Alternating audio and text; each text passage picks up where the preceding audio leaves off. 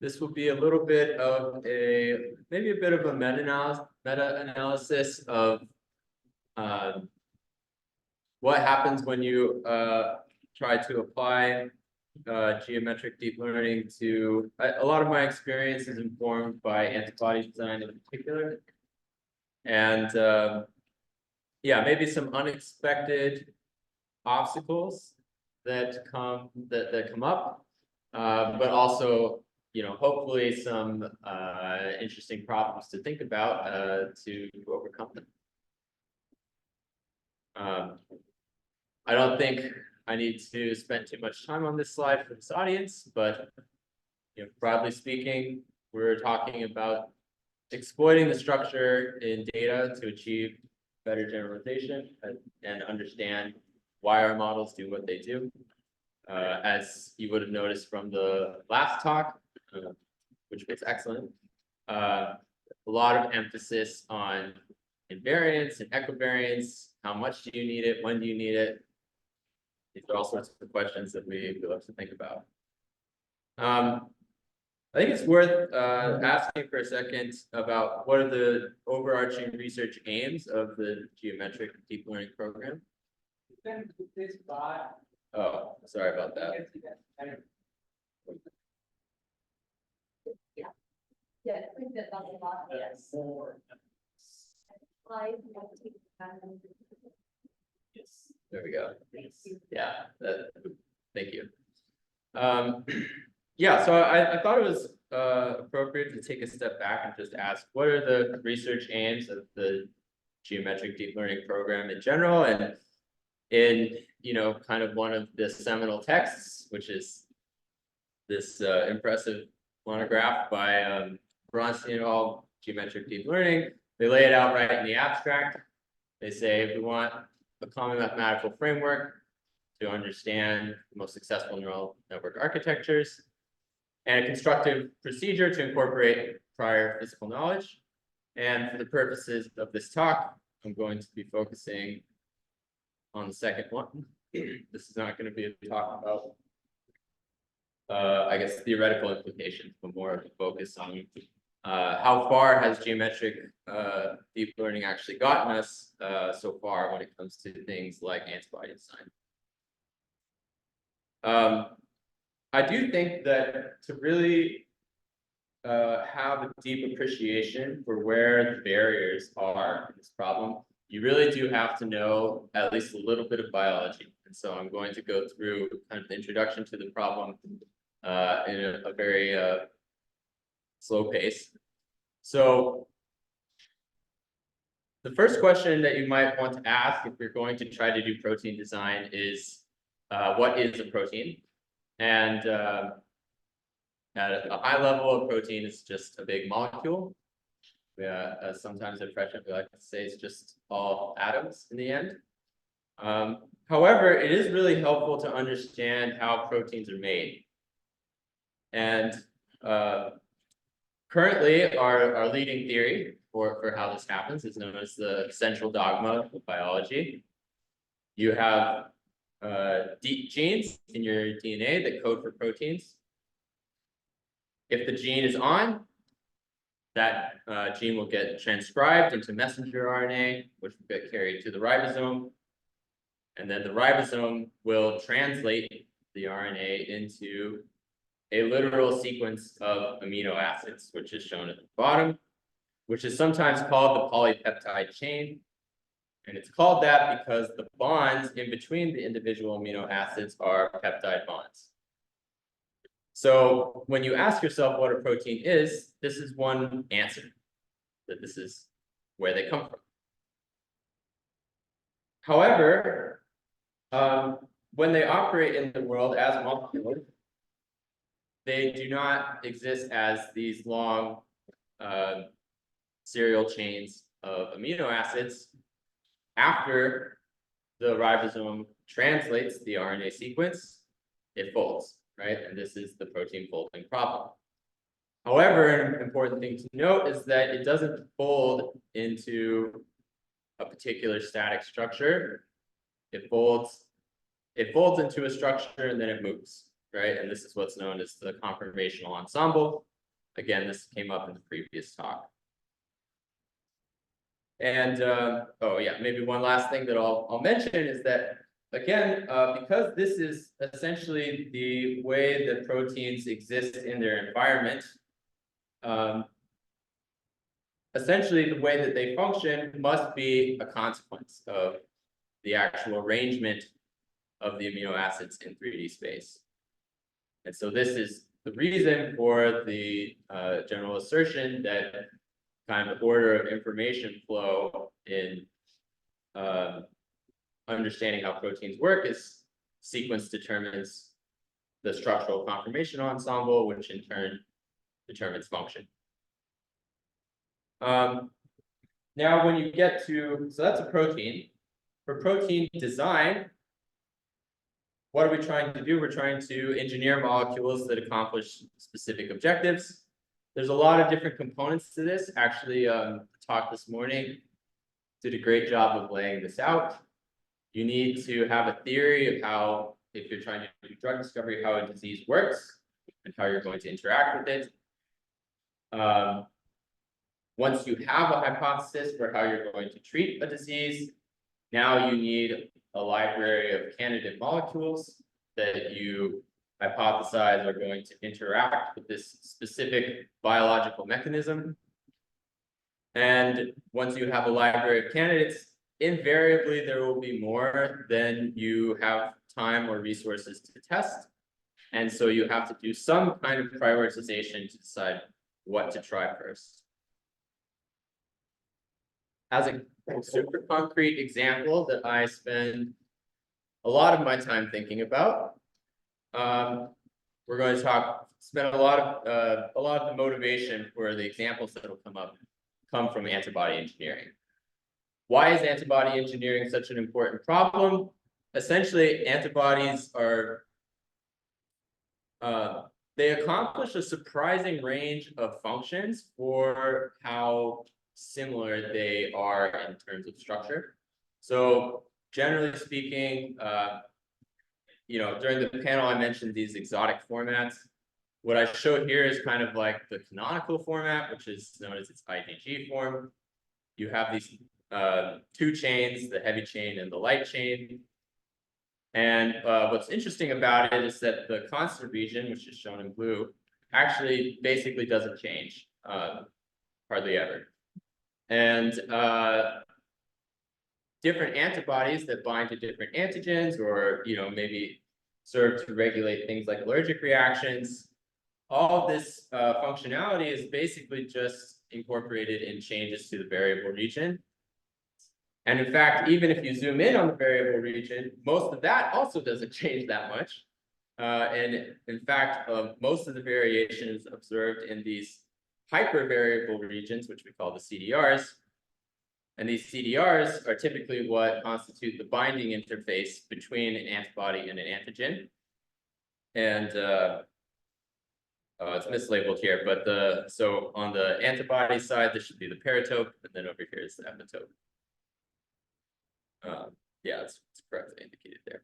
And turns out that if you can engineer antibodies to, for example, bind to an arbitrary target, you can do all kinds of interesting things with them. You can bind to a critical protein in a cancerous cell and essentially sabotage the cancerous cell such that it ceases to reproduce. You can deliver a drug payload. There was actually a FDA approval this week for a drug called, well, the drug was previously approved. This was just an approval for a different use, but it's a drug called Xolair, and it basically reduces severity of food allergies. They were the big clinical trial success that they were celebrating was getting a patient from being able to tolerate less than a third of a peanut to 2.5 peanuts. So, but if this is a life-threatening allergy, this can literally be a matter of life and death. So we're talking about geometric deep learning. We're talking about incorporating prior knowledge into our model. So a reasonable question to ask is, what prior knowledge do we have at our disposal? And a lot of it essentially comes down to your level of resolution. So we kind of move down the level of resolution here, where at a higher level, biochemistry, you're thinking about essentially cells as like systems of molecules and chemical reactions. You're not really looking at things at like an atom level resolution, but this is where a lot of the understanding that comes into play to do things like target discovery. Structural biology, now you're trying to reason about why specific molecules behave specific ways as a function of usually static 3D structure. And so there's a lot of discussion of things like loop conformations, for example. And then molecular dynamics, to me, this almost seems like a weirdly arbitrary distinction between that and structural biology, because they're both looking at the atom level resolution, but there's a difference in emphasis, where there's a much more focus on the dynamics of the protein over time. So how do people typically tackle protein design right now? Well, historically, basically the field was dominated by physics-based approaches. Rosetta being kind of the dominant model for a substantial period of time. And broadly speaking, the way that this workflow works is you specify your requirements in a structural fashion. So you say, perhaps I want a binding interface that's complementary to this particular epitope, or you say, I want a structure that has this particular notion of symmetry or stability. The upshot of it is you've specified your objective in structural terms.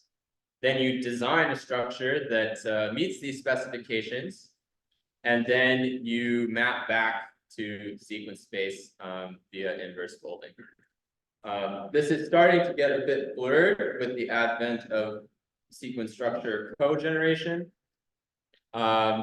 However, even in that case, if you want to do things like condition on a target epitope, a lot of the basic subroutines are shared. And a lot of the benefit of sequence structure co-generation is really focused at trying to like eliminate this inverse folding problem and potentially eliminate some modeling error. A more recent approach, of which there are several examples. The figure here is just a particular example that I know about because I worked on it. This is what I'll call the black box sequence design approach. And here you say, okay, whatever it is I'm trying to engineer this protein to do, I'm going to assume that I can measure it somehow.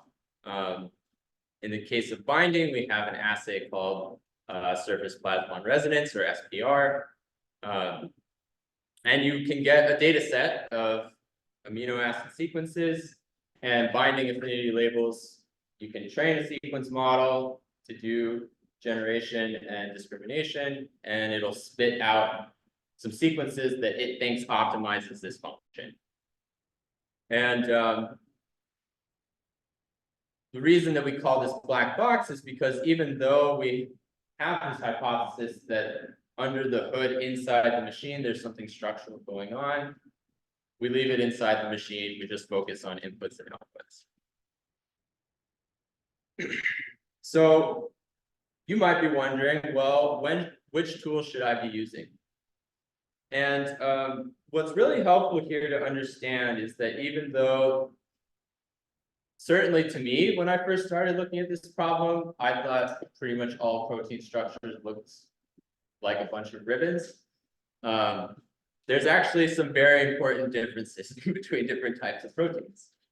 And this emerges in essentially which types of proteins different protein design methods do best on.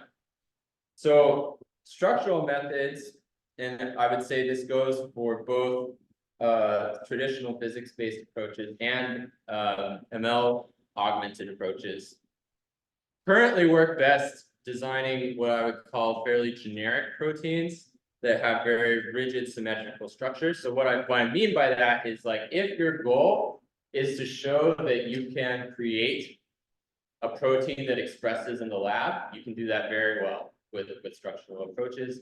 Papers like RF diffusion and Chroma did exactly this. Not only did they create proteins that express, but they created very pretty proteins because humans love symmetry, right? And this is exactly the sort of thing that structural methods are very good at. They don't tend to require as much data because they're very strong inductive biases, but as I mentioned in the panel, this sort of pulls you away from scaling. They tend to be extremely problem specific. It typically takes quite a bit of time to kind of retool it for a similar but a substantially different problem. Blackbox sequence design currently has been working pretty well, at least for us, to design things like antibodies. And the reason why is because, as I mentioned before, the function of antibodies, at least when it comes to binding, is really driven by these CDRs.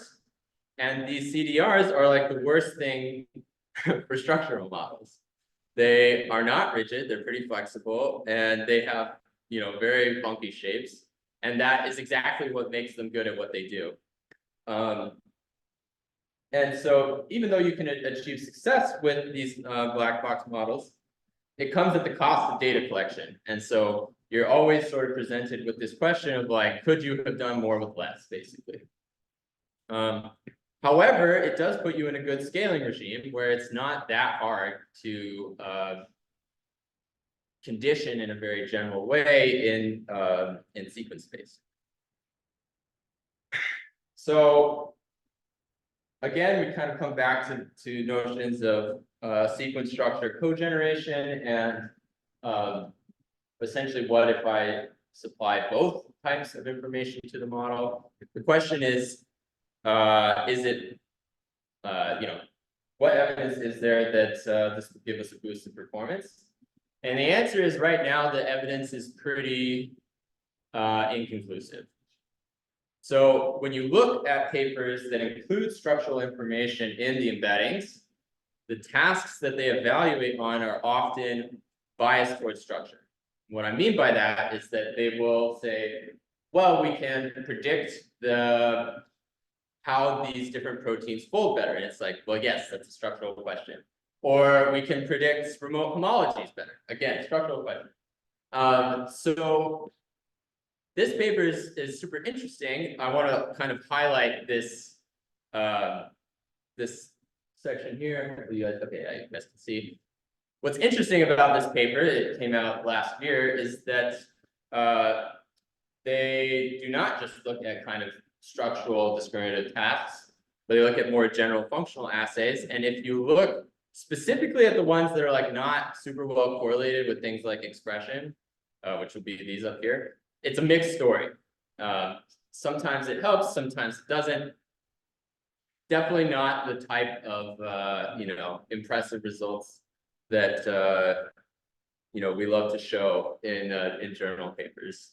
But this is exactly the sort of evaluation that needs to be done, because, as kind of an aside, the discriminative generalization part, although it doesn't get talked about as much right now because of the popularity of generative models, is really one of the big bottlenecks when it comes to like actually getting good results. That there's a lot of different methods you have to choose from that give you pretty reasonable libraries.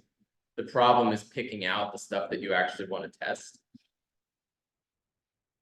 So you might ask, well, part of the reason that so little of this evaluation has been done is because people will say, well, physics is a strong prior. I'm giving my model more information. Surely that must be better. It's not even a question. And I think the truth is a little bit more nuanced. And to illustrate this point, we're going to walk through, we're going to go all the way back to our Stats 101 class, and we're going to talk about estimation of the mean parameter of a Gaussian with known variance. So let's suppose I put, you know, a fairly generic prior, which is shown on the left.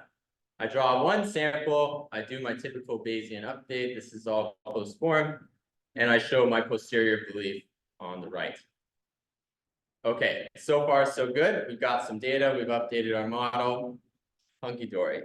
Now you might ask, what if I had chosen a different prior? What if I had chosen this much more peaked prior, much closer to the true mean? Unsurprisingly, even though we see the exact same data, boom, we get almost the exact true mean with just one observation. And when you this is often how I hear people talk about structural information, is that it's this this unicorn that gets us instant better generalization. And kind of as I just showed you, when you actually look at discriminative functional prediction, the story is much more blurry. And part of the reason for this is that you have to ask yourself, well, okay, yes, this is a strong prior, but was it the right prior? Because if I had, for example, gotten the sign wrong, I could still see the same data, but my model is still badly wrong. And in fact, the strength of my prior has caused me to look less at the data when that's exactly what I should be doing. And so the takeaway here is that strong priors are extremely unforgiving. And so the strength of your prior ought to be proportional to your confidence in the verity of your assumptions and the quality of your implementation. Something that I think actually, again, was alluded to in your talk, part of the reason why you were so happy to ditch equivariance in some portions of the model is because it's super hard to implement right. And another classic example of this is, the classic story about equivariance of CNN is actually broken if you don't handle aliasing correctly. And how many people think to do this? I would say very few. And so this is the risk that you take when you bring stronger assumptions into the picture. It's a high risk, high reward gamble that you're right and you did it right. And so you may say, well, I'm too grown up for Gaussians. I don't care about anything you just said, which that's okay. However, this is actually a much more foundational understanding of the way that generalization works that comes from essentially a probabilistic information theoretic view that was really articulated well by Mackay, and that my previous advisor loved to talk about. We talked about it almost every lab meeting. And the key idea is that if the prior is too vague, you will not be sample efficient. And this is the criticism of black box methods, particularly purely sequence-based ones. But if it's too specific, yes, sure, you'll converge quickly, but you'll converge to the wrong model. And that's basically what's shown in this middle little blob here, is that because of, say, either an error in your assumptions or an error in the implementation, you've actually excluded the true model from your hypothesis space, and no amount of data will ever get you to the truth.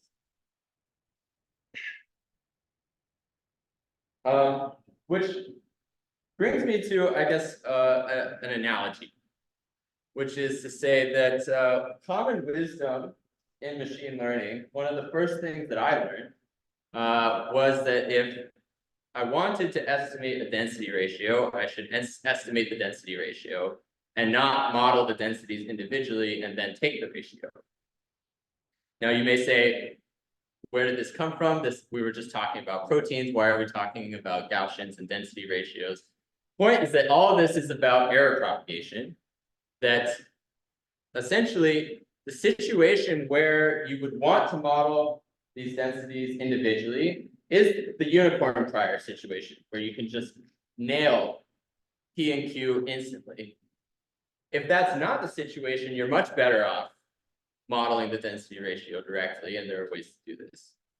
And so this is essentially where people are coming from when they're talking about structure as a nuisance variable. I don't think that it is. But they are correct that the inputs to the system are not structured, and the output to the system is not really structured. Inputs are sequence because that's what we order from Twist, and the outputs are measurements because that's what we use to decide if a molecule goes forward. And that doesn't mean that structure is useless or doesn't have good inductive biases, but this is the picture that you should have in your mind of, does it make sense to apply it to this particular problem? So I want to dive in a little bit deeper into what might be some of the errors in assumptions or in the data that could be causing structure to not give us the benefit that we might expect.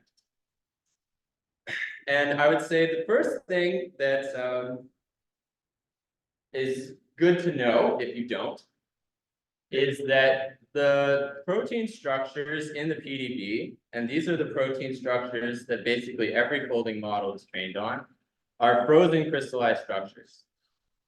And the key thing to observe is that even if you believe that, you know, the primary determinant of function is structure, like let's say that essentially function is conditionally independent of sequence given structure,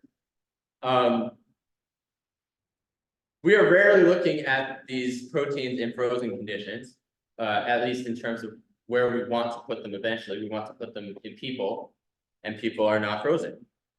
And so a reasonable question to ask is, does this distinction matter? And perhaps unsurprisingly, the answer is sometimes yes.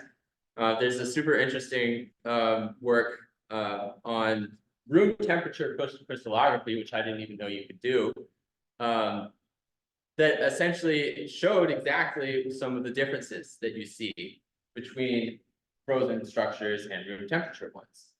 And so the observation is essentially that when you use usually we don't have frozen crystal structure. Even if we did, we really care about room temperature. And that's not what you get from folding model. You get the folding model is giving you its best guess at the frozen structure. And these are not necessarily the same thing. And so this is a classic example of domain shift, which every ML person spends a lot of time worrying about. But it's not just that.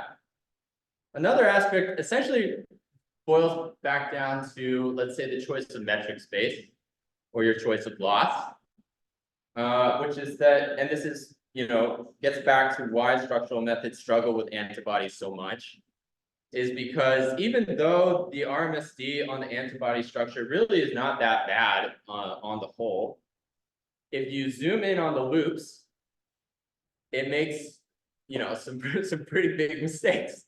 And these are mistakes that can completely change your prediction about whether an antibody binds or not. And I would say, to me, it's not 100%. Well, like the first observation here is that here we're comparing to the frozen crystal structure. So I don't think this is a domain shift thing. I think this is a metric thing. That this is something extremely difficult for the model to predict. And so, and it's not particularly encouraged to predict it well as opposed to other things. And so it's just not. But this is essentially a no-go if you are trying to make extremely fine-grained predictions based on the conformations of these loops. The other issue, and I think this is like a super interesting question for geometric deep learning, is that essentially the way that we pose structural design problems is really not well posed. And this is, again, like was alluded to in the talk earlier, that proteins are not static structures. I think this point is starting to be more broadly appreciated, but then if you actually look at how we go about conditioning, we're still conditioned in a very static way. And so the question is like, how do you condition on something that maybe looks more like almost like a video of here's like, you know, the starting unbound states, here's where I want to end up, and there has to be some sort of like reasonably low entropy path to get there, and this is like kind of the criterion that I need to condition on. And I would say, as far as I know, like this is at the moment, essentially a wide open problem. We haven't really quite figured out exactly how to do this kind of conditioning.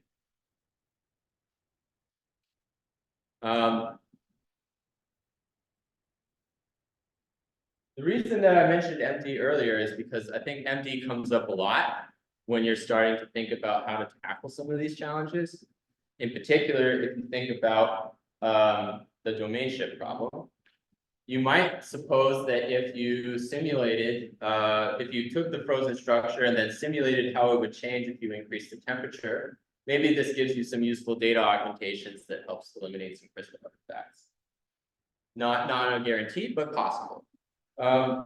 Similarly, if you want to condition on like a trajectory of conformational ensembles that are interacting, well, you at least need the conformational ensembles, and traditional MD is, well, you'd wait a lifetime before you get a usable amount of training data. And so I thought the AlphaFlow paper, which just came out a couple weeks ago, super interesting example of people that are starting to think more carefully about this problem. Say, well, okay, how do I at least get something that looks like MD, but without actually running MD?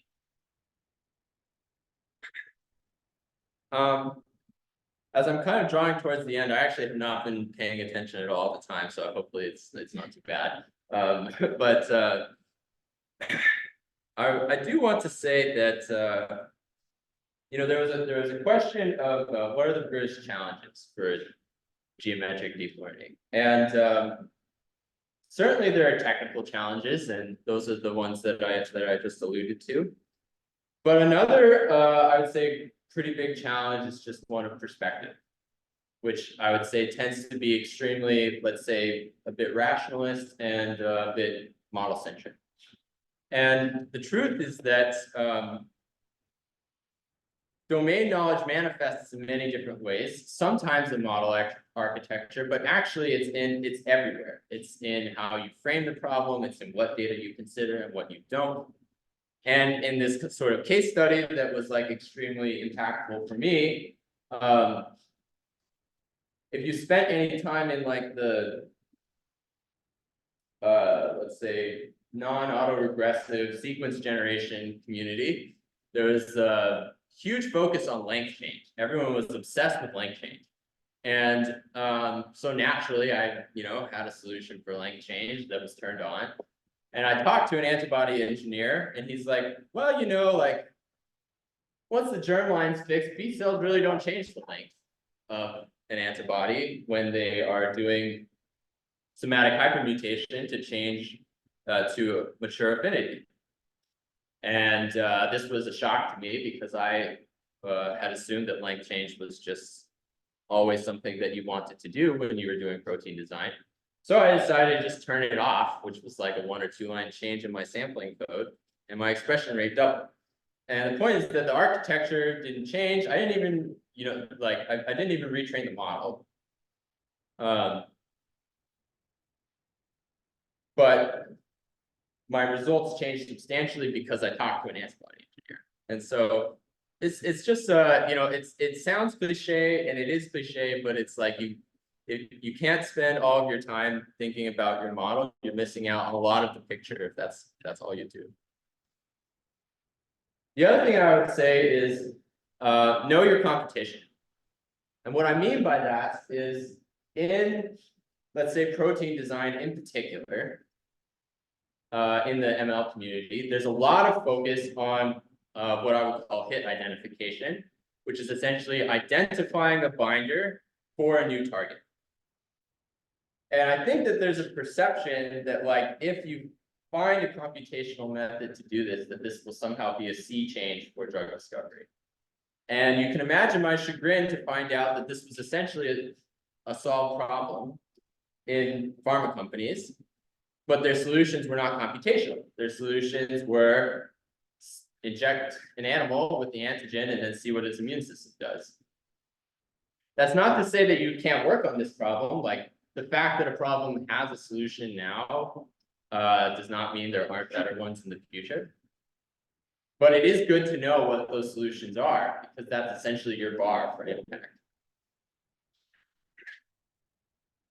So just to kind of throw in a couple takeaways, if you get nothing else out of this talk, it's that geometric deep learning for proteins is very, very far from a solved problem.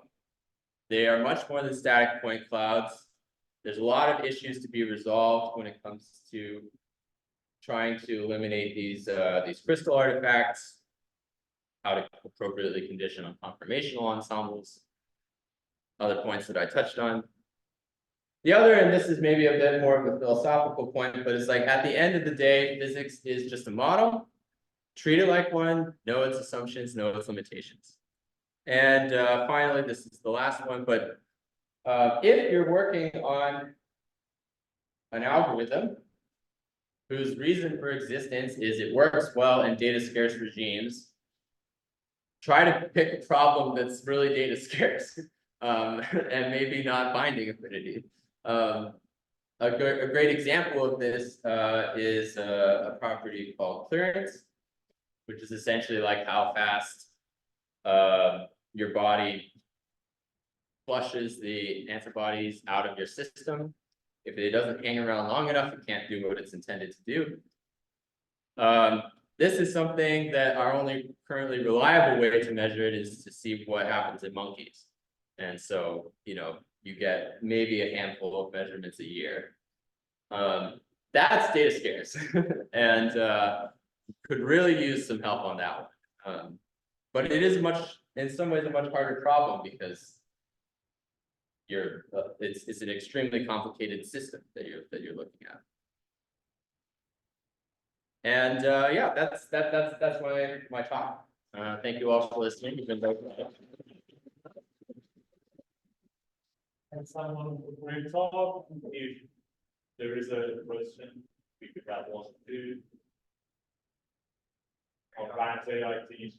Yeah, Sorry. Why do you hate structure? And the structure hates Don't hate it. Right tool for the right job. Like I said, if you want to design rigid symmetric proteins, go for it. Actually, like capsids are like, you know, potentially a good example of that. Just a quick question. At some point, it would be nice to get ensembles like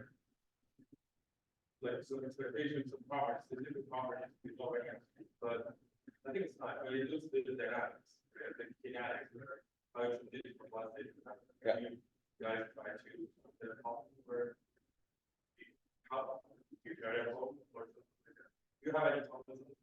Sorry, I didn't quite catch the question. You don't run, you don't have to have, you don't know how you jump from one to the other. Yeah. Even though you have the space. Yeah, well, I mean, to me, like, I could be wrong, but this just seems like an MCMC problem to me. Yeah. Like I don't, not being an MD person, I guess I can't say for sure why this seems to present such a conceptual challenge, and I suspect maybe part of it is that the MCMC community has not really been made aware that this is something that could be brought to bear. Maybe a decent example of something that you might use to try to essentially explore the conformational landscape more efficiently actually would be exactly this sort of smooth discrete sampling formalism, where essentially like you hop around in a smooth space and then drop the temperature, right, and look at the more local geometry. I don't know if that answered your question, but Yeah. Okay. Any more questions? Thank you.